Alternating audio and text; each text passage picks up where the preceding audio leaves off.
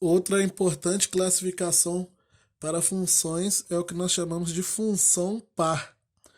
O que é uma função par? Olhando para o gráfico.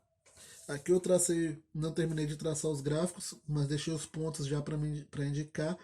Uma função par é uma função que funciona da seguinte forma: sempre que você for calcular o, a imagem de um elemento de x, quando eu pegar um valor positivo, vamos supor 1 e o 2, e pegar o menos 1, menos 2 do outro lado.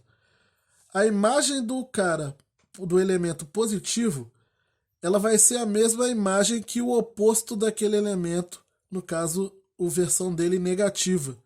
Então, por exemplo, se eu pegar o 1, aí vamos supor que aqui a imagem seja 1. E se eu pegar o 2 e aqui a imagem seja o 4. Então aqui eu tenho o ponto, ó, ponto 2, 4 e o ponto menos 2, 4.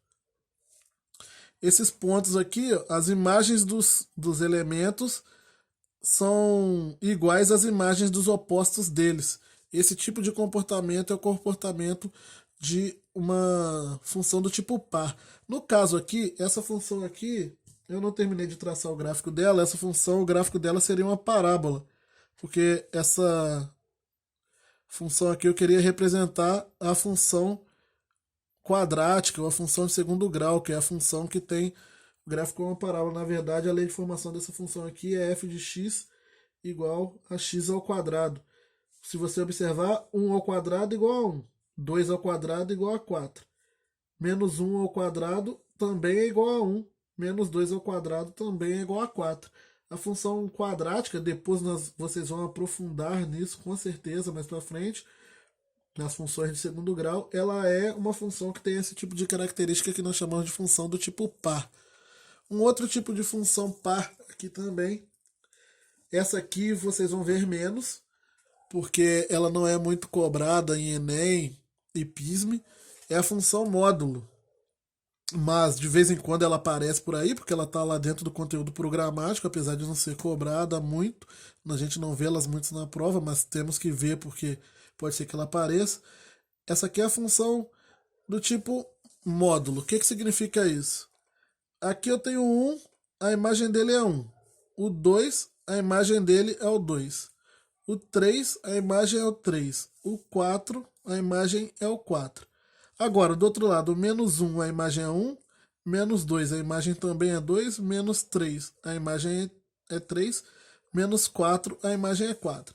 Ou seja, as imagens dos elementos e dos opostos deles são as mesmas. Essa função aqui, a lei de formação dela, não precisam é, ficar intimidados. Ela é uma lei de formação desse tipo aqui, ó. F de x é igual ao módulo de x. Para quem não lembra o que é o módulo ele é ele é o valor absoluto do número, é o valor positivo apenas do número. Então, por exemplo, se eu tentar calcular a f de menos 2 com essa lei de formação aqui, vai ser o módulo de menos 2, que é 2 positivo.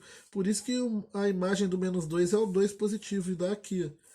Essa função, se eu fosse traçar ela completa, ela passaria por esses pontos aqui dessa forma. A função módulo ela tem essa cara aqui sempre, fazendo tipo um V aqui nos eixos x e y.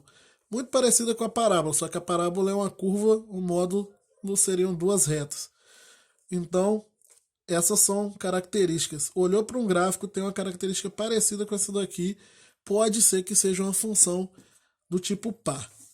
Mas também temos a função, claro, do tipo ímpar, senão não teríamos falado de função do tipo par. A função do tipo ímpar, ela é uma função que acontece esse tipo de situação. Eu, o, o que acontece aqui para os elementos positivos vai acontecer o contrário para as imagens dos opostos deles, ou seja, dos caras que são os negativos deles. Então, vamos supor, aqui eu tenho um.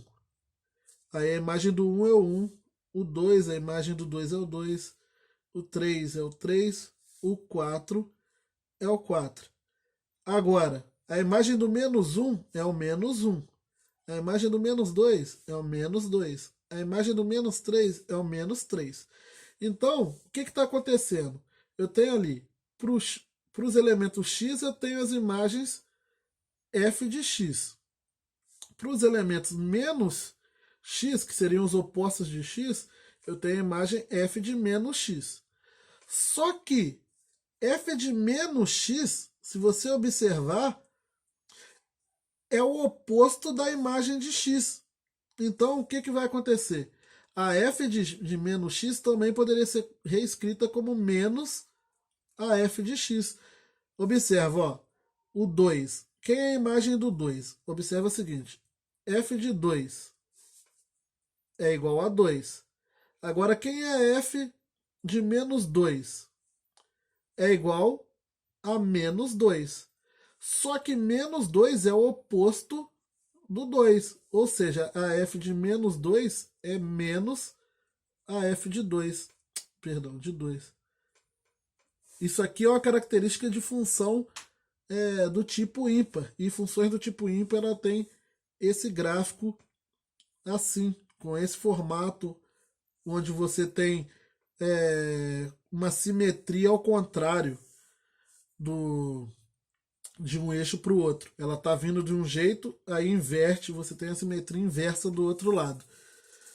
A função do tipo par, acabou que eu esqueci, bom que eu fiz aquilo ali. Se você observar, eu calcular a f de x não muda em relação a f de menos x.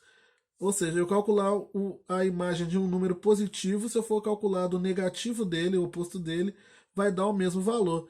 Então essa que é a característica principal. Ó. A função par f de x e f de menos x dá o mesmo valor.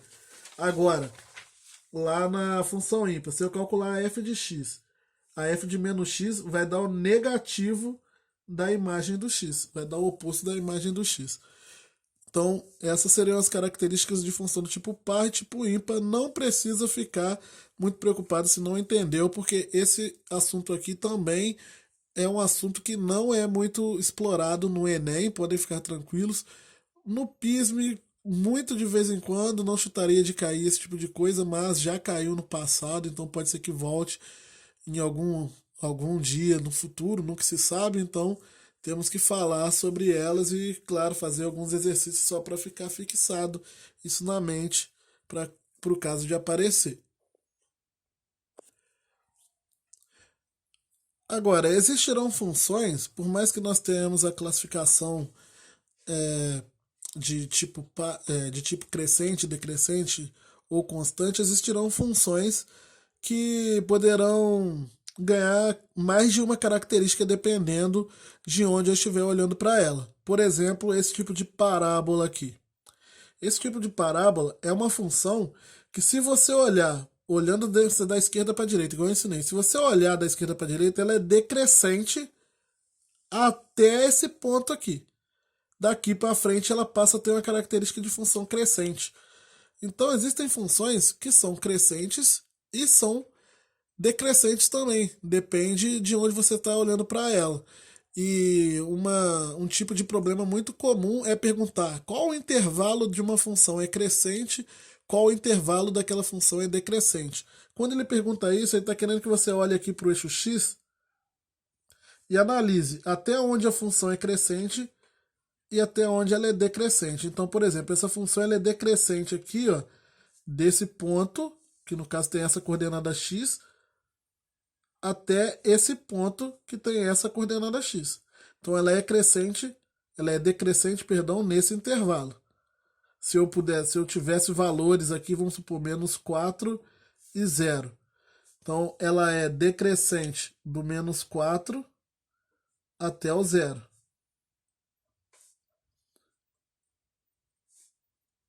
Só que do 0 até o 6, ela é crescente.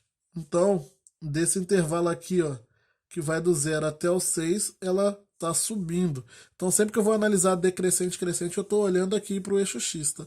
Para o domínio. Estou querendo saber o que acontece com ela de acordo com que eu vou crescendo ou decrescendo no domínio. Então, ela é crescente do 0 até o 6. Analisar, então, qual o intervalo de uma função é crescente ou decrescente significa fazer esse tipo de análise. E existem diversas funções que vão possuir essas características de serem crescentes e decrescentes dependendo do ponto.